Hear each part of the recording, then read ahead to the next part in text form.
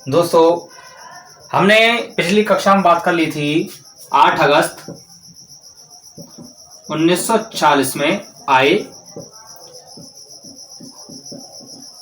अगस्त प्रस्ताव की। देखिए, हम आपको बताएं कि जो संविधान के निर्माण की जो मांग उठी थी या संविधान सभा की जो मांग उठी थी वो उठी थी 1895 ईस्वी में।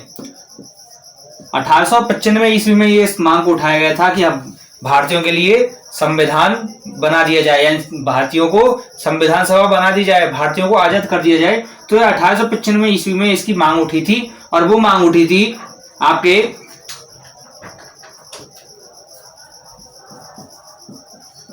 तिलक जी के द्वारा, यानी कि जो बाल गंगाधर तिलक जी थे उन्होंने 1895 ईस्वी में इस संविधान सभा की मांग की, इस संविधान सभा के गठन की मांग की थी। अब देखिए, 1895 ईस्वी में तिलक जी ने एक प्रस्ताव पेश किया था, एक बिल पेश किया था जिसका नाम है स्वराज्य बिल।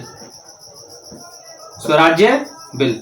अब देखिए, इस बिल में क्या था, तिलक जी ने कहा था कि भारतीयों के लिए एक अलग से संविधान सभा की, यानी अलग से क्या कर दी जाए, संविधान सभा बना दी जाए। भारतीयों के लिए अलग से संविधान सभा बना दी जाए। तो देखिए, संविधान सभा के लिए एक वाक्य आता है, एक सेंटेंस आता है जो कि कहा था महात्मा गांधी जी ने। ये जो देखिए, ये जो थॉट्स हैं, ये जो विचार हैं, वो बड़ी बड़ी जो हमारे एग्जाम्स हैं, जैसे RAS है, IAS है, नीट है, तो उनमें अक्सर पूछ लिया जाता है। तो गांधी जी ने कहा था कि जो संविधान सभा होगी, कौन सी संविधान सभा जो होगी वह कैसी होगी, जनता के मस्तिष्क का दर्पण होगी।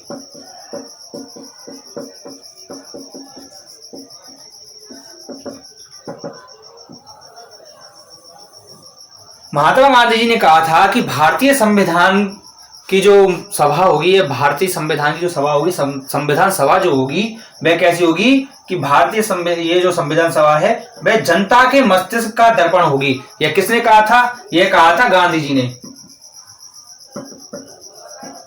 और ये क्वेश्चन पहले भी आ चुका है, पिछली जो आपका जो एग्जाम हो चुका है उसमें ये सेंटेंस देके पूछा गया था कि ये जो सेंटेंस है, ये जो थॉट्स हैं, ये जो विचार हैं, वे किसके नेता के हैं? तो वो थे महात्मा गांधी जी के।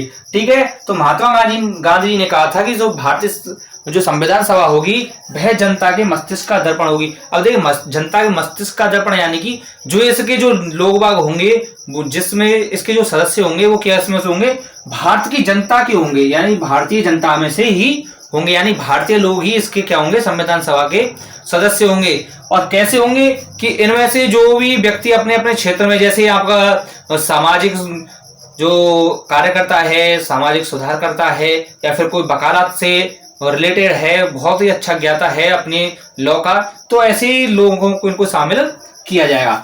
अब देखिए, हम बात कर रहे थे अगस्त प्रस्ताव की।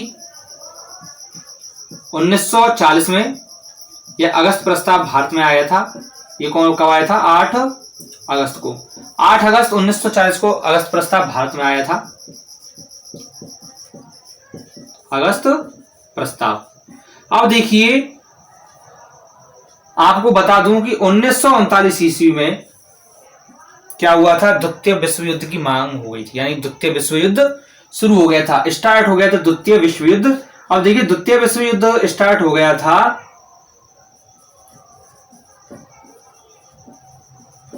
ठीक है। अब देखिए, जैसे ये अपना भारत है,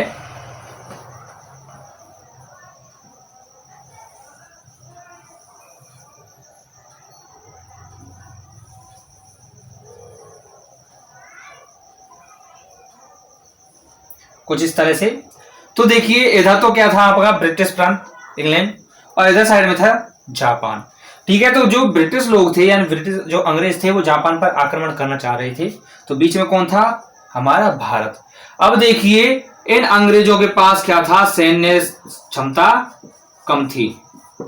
क्या थी? इन पे सैनिक नहीं थे इतने कि हम क्या कर सकते हैं कि द्वितीय विश्व युद्ध में अच्छी तरह से हमारी विजय हो जाए। तो देखिए, तो उस समय क्या था कि जो सैन्य जो क्षमता थी, जो सैनिक जो थे वो भारत के अंदर में ही थे। यानी कि उस समय भारत के अंदर 562 रियासतें थी। अब 562 रियासतों में भारतीय सैनिक भी 562 रियासतों में क्या थे, भारतीय सैनिक भी थे, जिनकी आवश्यकता किनको पड़ी, अंग्रेजों को पड़ी। अब देखिए अंग्रेजों ने क्या किया कि इन्होंने कहा था कि इस प्रस्ताव में, अगस्त प्रस्ताव में, देखिए अगस्त प्रस्ताव को उस समय के वायसराय थे लिनलिथगो। तो इस वायसराय ने अगस्त प्रस्ताव में कहा था कि हम आप लोगों को क्या कर देंगे, आजाद कर देंगे। द्वितीय विश्व युद्ध खत्म होने के पश्चात हम आपको आजाद कर देंगे और हम आपकी संविधान सभा का भी निर्माण कर देंगे। यानी कि हम आपको आजाद करेंगे और संविधान सभा भी आपकी बनाई जाएगी। तो ये मांग उठी थी अपनी कितनी, कब से, 1895 ईस्वी से, और सन कौन सा आ गया, 1940। यानी 45 वर्षों बाद पहली बार अंग्रेजों ने भारतीय संविधान के लिए संविधान सभा के गठन की मांग को स्वीकार किया था। अब देखिए ये क्वेश्चन भी पूछा जा चुका है कि भारतीय संविधान के लिए संविधान सभा की जो मांग थी उसको अंग्रेजों द्वारा कब स्वीकार किया गया था। वो स्वीकार किया गया था 8 अगस्त 1940 के अगस्त प्रस्ताव में इस मांग को स्वीकार किया गया था। अब देखिए इन्होंने क्या कर दिया कि संविधान सभा के लिए कह दिया उन्होंने क्या कहा अंग्रेजों ने कि हम भारत को आजाद कर देंगे। लेकिन उस समय जो भारत का जो सबसे बड़ा दल था क्या था, कांग्रेस, और दूसरे नंबर पर था मुस्लिम लीग। ठीक है, तो कांग्रेस ने क्या किया कि इन्होंने कहा था कि भाई द्वितीय विश्व युद्ध अगर हमारे सहयोग से ये जीत जाते हैं, अंग्रेज जीत जाते हैं, तो इसकी क्या गारंटी कि हमें आजाद कर देंगे। चलो मान लिया हमको ये आजाद कर देंगे, तो कितने समय पश्चात करेंगे।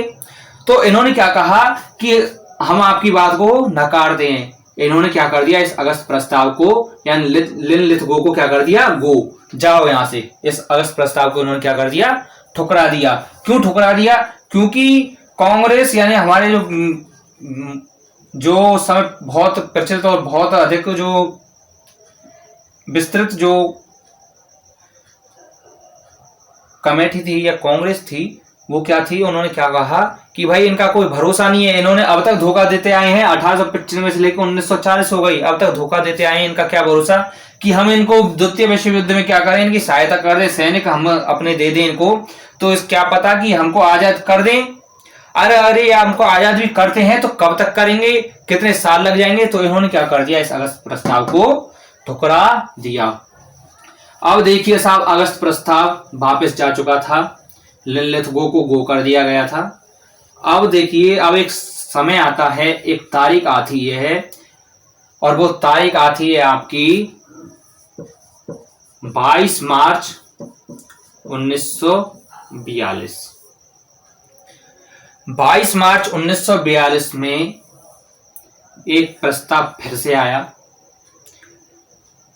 जिसको हम कहते हैं क्रिप्स मिशन। क्रिप्स मिशन के नाम से जिसको हम जानते हैं। अब देखिए इस समय क्या हुआ कि इस समय इस क्रिप्स मिशन में 3 व्यक्ति आए थे, जिसका नाम था, ये पहला था स्टेफर्ड क्रिप्स, दूसरा पैथिक लॉरेंस, और तीसरे थे एवी अलेक्जेंडर। अब ये एक चौगोर लेके आए, यानी कि भारतीयों को लुभाने के लिए अपने मिशन में, अपने प्रस्ताव में भारतीयों के लिए कुछ ना कुछ 3 बिंदु लेके आए थे। 3 बिंदु कैसे थे, इन्होंने कहा था कि भाई हम आपके लिए 3 पॉइंट देते हैं, 3 आपके लिए प्रस्ताव देते हैं, आपको कौन सा अच्छा लगेगा उसको हमको बताइए। तो इन्होंने पहला जो कहा था कि भाई देखो, भारत देश में कितनी है, 562 रियासतें हैं। कितनी है, 562 रियासतें हैं। कि हम देखो क्या करते हैं, हम या तो फिर आपके लिए एक काम कर देते हैं कि हम आपको पूरा भारतीय संघ बना के दे दें, भारतीय संघ बना के दे दें, यानी इन 562 रियासतों को बनाकर क्या कर दें, भारतीय संघ बना दें। या फिर हम भारत के साथ साथ क्या कर दें, पाकिस्तान का भी निर्माण कर दें। यानी कि इन्होंने क्या कहा था कि भारत के अलावा क्या कर दें, हम पाकिस्तान में का भी निर्माण कर दें, जिससे कि क्या है कि 562 रियासतें हैं, जो चाहे वो भारत में मिल जाए, जो चाहे वो पाकिस्तान में मिल जाए। ठीक है। तीसरी जो बात आती है, तीसरी कहा था कि ये जो 562 रियासतें हैं, अगर किसी भी भूभाग में नहीं मिलना चाहती हैं तो ये क्या हो सकती हैं, ये सब के सब स्वतंत्र रह सकती हैं, यानी स्वतंत्र अपना अस्तित्व बनाए रख सकती हैं। ठीक है। इन्होंने पहली बात क्या कही थी कि भाई हम आपको सबको एक साथ जोड़ दें। दूसरा कहा था कि हम आपको दो भूभाग कर दें इसका, कि एक तो कर दें पाकिस्तान, दूसरा कर दें भारत।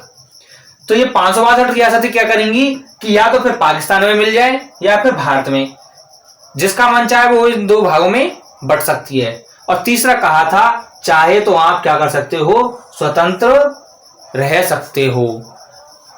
अब कांग्रेस के सामने बात आ गई कि भाई ये तो हमारे देश को बांटना चाह रहे हैं, और बांटना किस आधार पर चाह रहे हैं, सांप्रदायिक आधार पर, यानी धर्म के आधार पर बांटना चाह रहे हैं।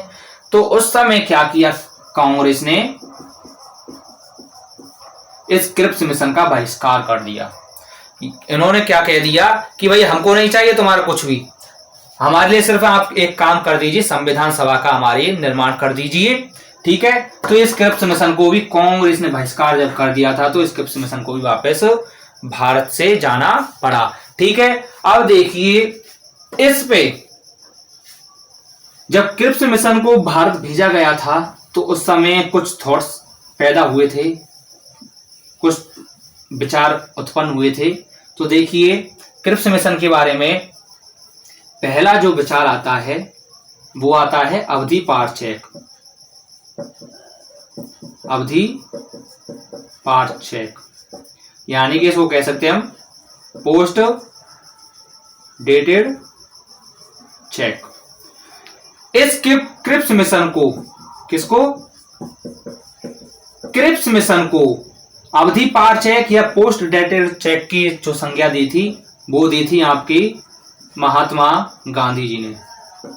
महात्मा गांधी जी ने कहा दिया कि इन अंग्रेजों ने हमारे लिए एक ऐसा चेक भेजा है जिसकी अवधि निकल गई है, जो क्या हो गया, पोस्ट डेटेड हो गया है, उसकी अवधि निकल गई है, वो अवधि पार हो गया है। अब देखिए इस जो वाक्य में, इस जो सेंटेंस में एक सेंटेंस और जोड़ा गया था, वो जोड़ा गया था डूबता हुआ बैंक। यानी कि ये सेंटेंस और जोड़ दिया गया था, और ये जो बोला गया था वो बोला गया था JL नेहरू के द्वारा। यानी कि जवाहरलाल नेहरू ने क्या कहा था कि ये एक ऐसा चेक है, ऐसी बैंक का चेक है, ऐसी डूबती हुई बैंक का चेक है जिसका क्या है, डेट निकल गई है। जवाहरलाल नेहरू ने क्या कहा कि यह तो जो चेक है, ये जो क्रिप्स मिशन है वो कैसा है, डूबते हुए बैंक का अवधि पार चेक है। ठीक है, क्लियर। दोनों बातें देखिए, अगर पूछ लिया जाए कि अवधि पार चेक इस क्रिप्स मिशन को किसने कहा था, तो वो कहा था महात्मा गांधी जी ने, और डूबता हुआ बैंक का किसने कहा था, वो कहा था जवाहरलाल नेहरू ने।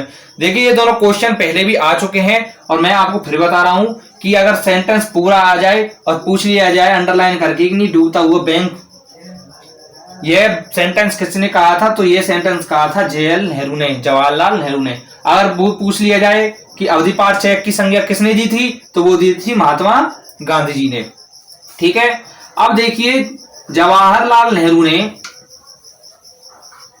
इस क्रिप्स मिशन के जो अध्यक्ष थे स्टेफर्ड क्रिप्स, तो स्टेफर्ड क्रिप्स के लिए इन्होंने एक सेंटेंस और बोला था, वो बोला था कि मेरा पुराना मित्र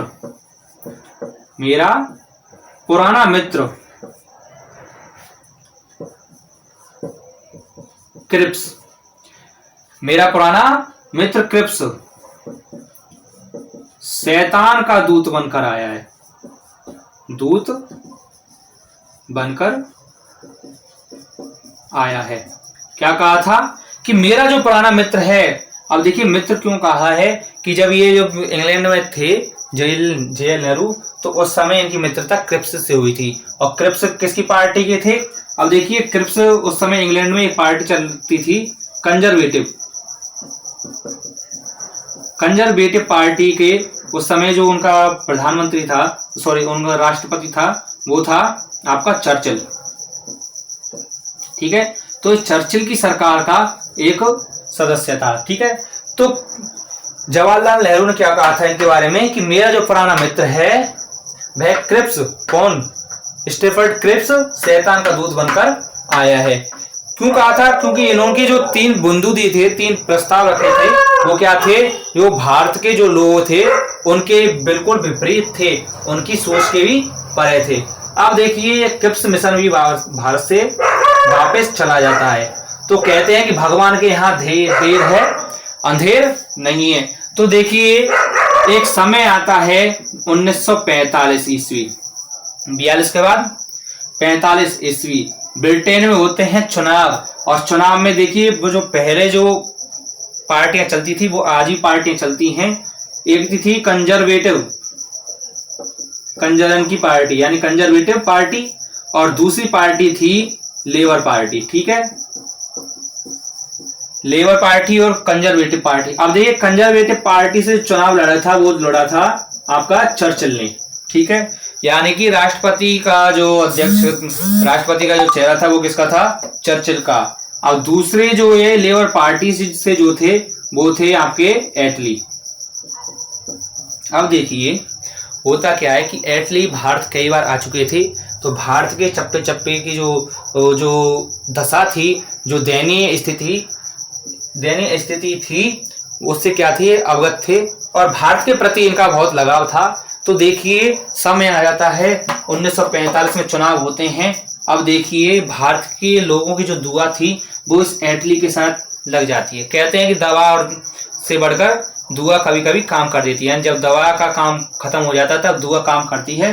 तो देखिए भारतीयों की दुआ इसके लिए लग गई और यह बन गया ब्रिटेन का प्रधानमंत्री और ब्रिटेन का राष्ट्रपति। ठीक है, तो ब्रिटेन का जब राष्ट्रपति बन गया था तो इन्होंने अपने पहले भाषण में कहा था,